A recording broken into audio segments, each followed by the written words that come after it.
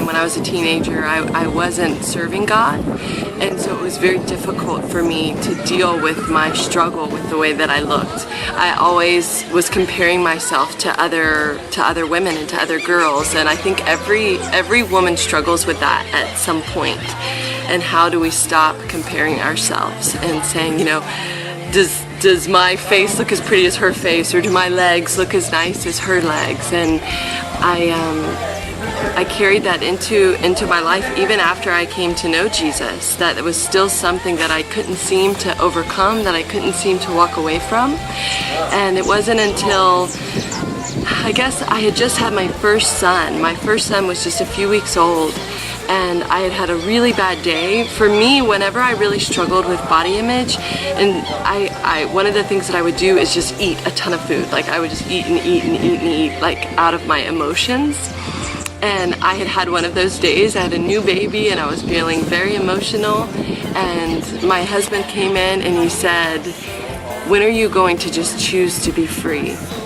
And when he said that, it really changed everything for me, because I realized that I had the choice, that I could either live the way the world says and think everything was about my body and how I looked and work very hard to try to be perfect, which is impossible. There's no woman that has the perfect anything.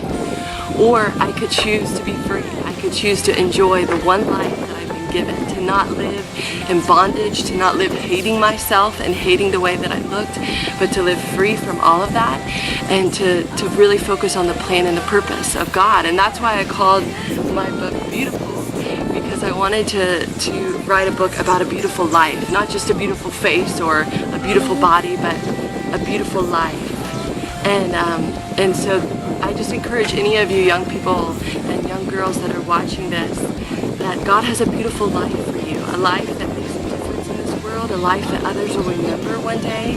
And when you're gone one day, do you want people to say, "Oh man, she had great legs," or do you want them to say, "Wow, you know, because she lived, my life was changed. Because she lived, I knew that God loved me. Because she lived, I was able to be free myself."